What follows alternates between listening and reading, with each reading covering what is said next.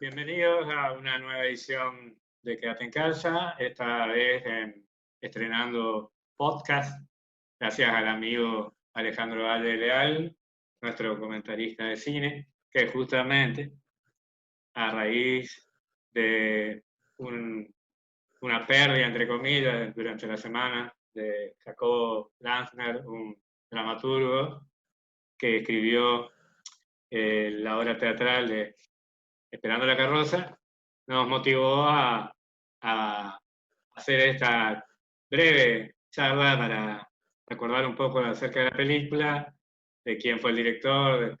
Creo que él adaptó el guión para la película y eso nos va a comentar Alejandro. Así que, hola Alejandro, ¿cómo estás? Hola, hola Carlos, ¿cómo estás?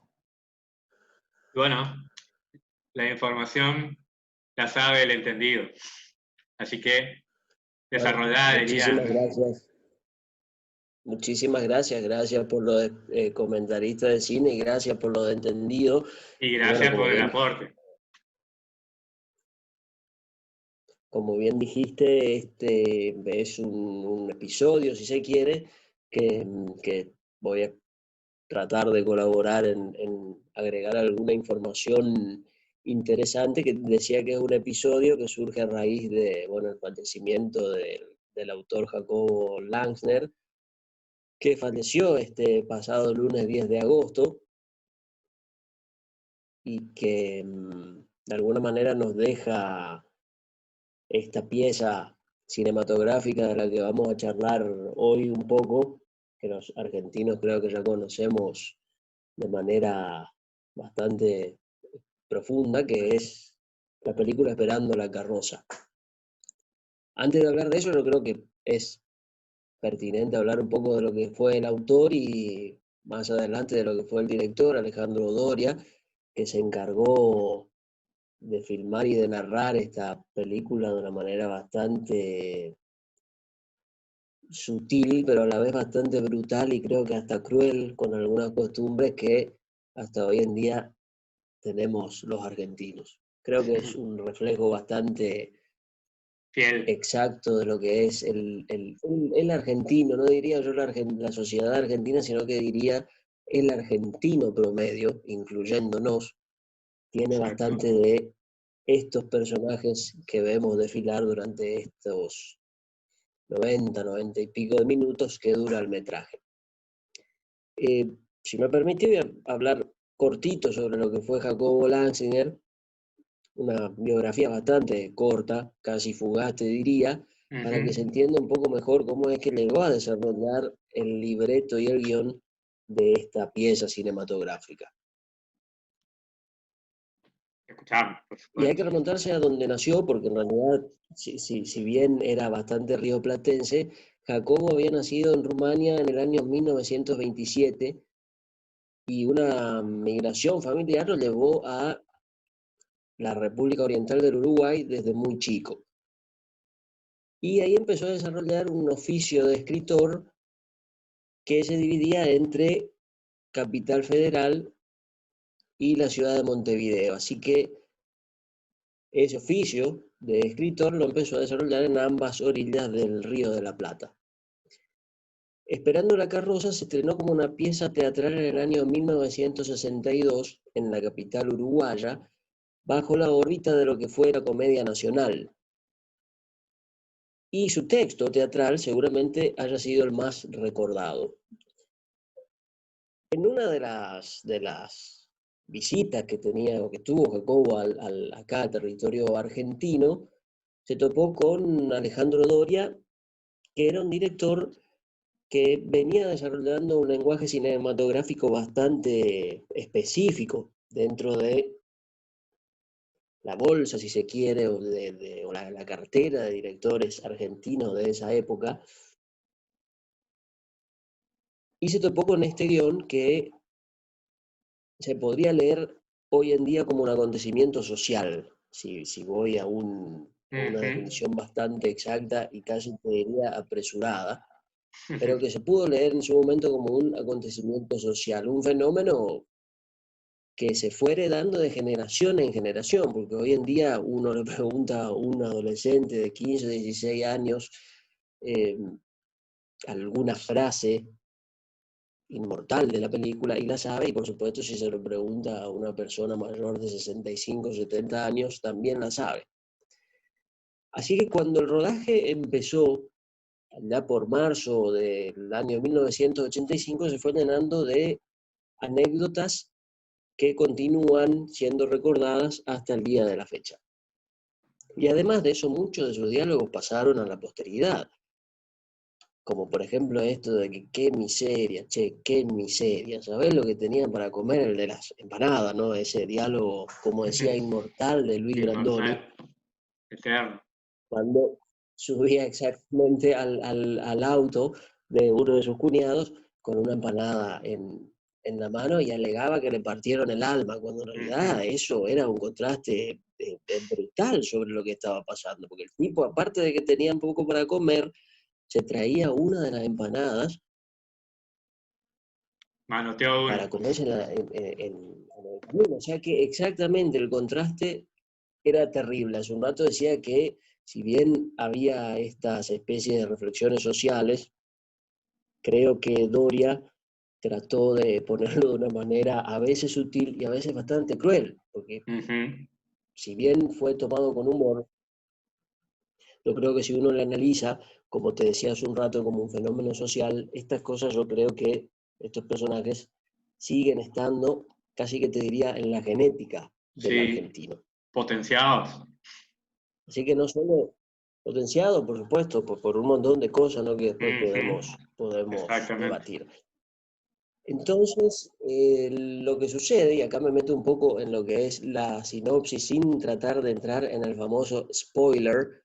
Acá tendríamos que poner un spoiler alert, el famoso spoiler alert, para que la gente que no haya visto la película, pero probablemente, si bien es una joya del cine argentino y un clásico de todos los tiempos, algunos no lo ven, yo voy a tratar de hacerte una representación bastante fuera de esos márgenes del spoiler, sin tener que entrar en detalles argumentales.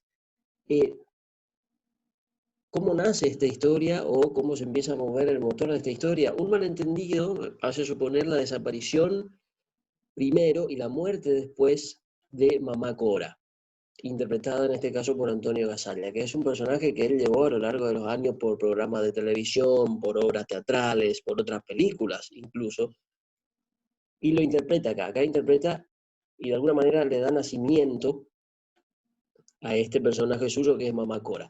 Los hijos de Mamá Cora comienzan una búsqueda que los hace transitar por una especie de pasadillos de miseria, celos, rencores, y donde se revivan viejos enfrentamientos y algunas alianzas que yo diría falsas, porque después nos damos cuenta que en definitiva todo eso fue para sacar rédito de algún asunto.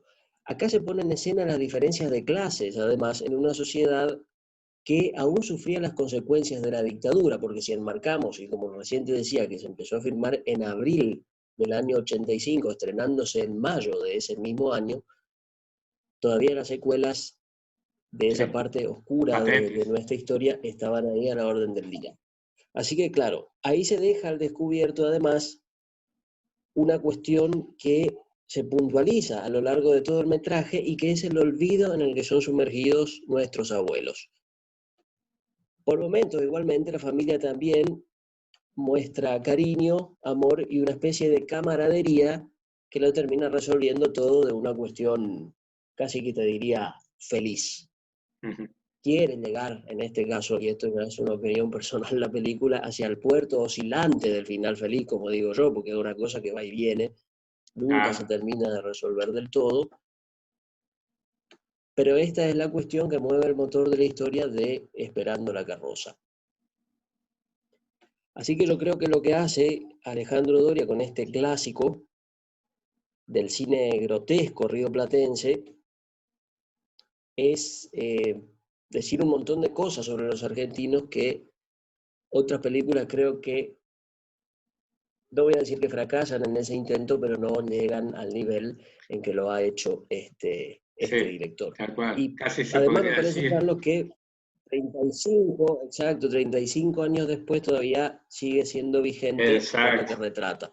Es como un GPS para quien no es argentino, para que mire la película y pueda comprender en parte, por supuesto, que la complicidad que tiene un argentino con ese ideario, el otro, el extranjero, quizás no logre captar del todo, ¿no es cierto? Pero nosotros, claro, quería comentar, como para cerrar más o menos, que justamente el mismo año de Volver al Futuro, película norteamericana, y básicamente es como que pareciera que Esperando la carroza se filmó en el 2020 y estamos volviendo al mismo futuro. Exacto, Argentina no cambia, no sé si no peor, empeora, porque no se puede considerar mejor estar igual 35 años después. exacto, exactamente. Yo creo que si uno revisiona el, esta película tanto como con sus anécdotas, el libreto escrito, como dijimos recién, por el recientemente fallecido Langsner, las interpretaciones además, porque la película contó con intérpretes que hoy en día son casi que diría leyendas del Sí, cine, casi que me atrevo a decir mundial, pero por supuesto por una cuestión muy poco objetiva, que siendo argentino me parece que son claro, leyendas pero del son cine nacional claro, y eternas, como bueno, Antonio y Gazzoña, reconocidas Brandoni, Betiana Blum, internacionalmente. China Zorrilla, exacto, Mónica Villa, exactamente, Andrea Tenuta, Lidia Catalano, Enrique Pinti y hasta el propio Darío Grandinetti, que bueno, hace una aparición bastante corta en una de sus primeras apariciones cinematográficas.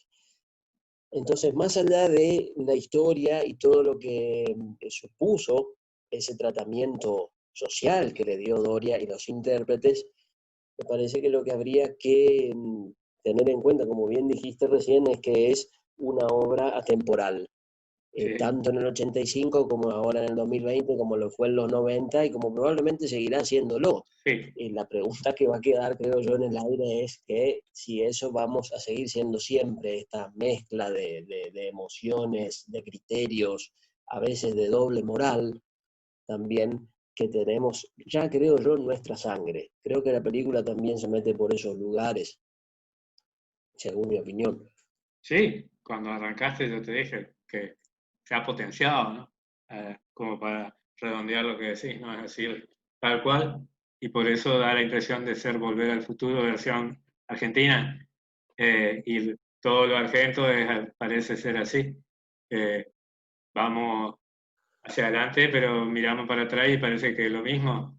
Entonces, ¿qué evolución tiene el país? Ahora, el arte, el autor, rumano, uruguayo, argento, la combinación de culturas tuvo una lupa. Exacto, exacto, en eso estoy de acuerdo también, por supuesto. Y Doria, como Como decís vos, le cultura aportó rioplatense igual se da. esas dos o tres perlas que son las que se anotó para su propio molino, ¿no es cierto? Exactamente, más adelante filmó 100 veces No Debo, con la misma estética también que ya venía adoptando, como dije al principio, de otras películas, y sin duda alguna, Esperando la carroza fue el trampolín para que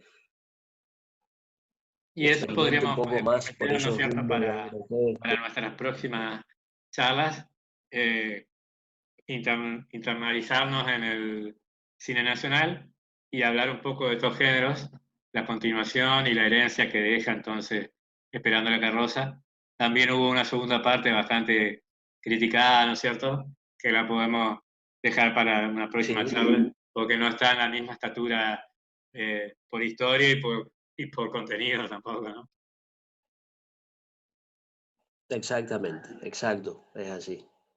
Así que bueno, eh, creería que a la gente que le interesa el cine, como a nosotros, va a estar agradecida con este recuerdo y recuperación que el propio argentino se encarga de mantener vigente siempre. Pero recordar además el talento de quienes saben mostrarlo hasta el más mínimo de los detalles, ¿no? El artista. Exactamente. Así que bueno, agradecido por la invitación que me diste de hablar de esto que creo yo es un clásico mundial, más allá que los argentinos recordemos también por algunos códigos que tiene que solo nosotros podemos llegar a entender. Yo creo que es un clásico del cine mundial por su género, por lo Sí, que transmite y por supuesto porque de alguna manera intenta retratar lo que somos como sociedad y sí, recordarnos que sí, somos de esa manera, pero que de algún modo podemos cambiar algunas costumbres, algunas claro, cuestiones. A claro que eso sí. iba con que quiere llegar al puerto oscilante del final feliz. Así que bueno, agradecido que me hayas permitido hablar de esta No, pieza. todos estamos disfrutando de la charla y bueno, y esperemos que en una próxima ahondar en el cine nacional y toda la continuidad que tiene esto, y también, por supuesto, que hubo un cine nacional antes de Esperando la Carroza y, y el posterior, ¿no es cierto?, que quizás es el que más conoce hoy por hoy la gente, pero que eh, hablábamos hace un par de charlas que quizás perdió un poco esa impronta tan argenta que logró captar esa película, ¿no es cierto? Sin necesidad de que todas las películas argentinas sean con esa característica de conventido, ¿no es cierto?, que tiene Esperando la Carroza. La identidad nacional por ahí no se nota tanto en películas que fueron muy premiadas o éxitos de taquilla, eh, como todas las últimas que han logrado trascender a nivel internacional.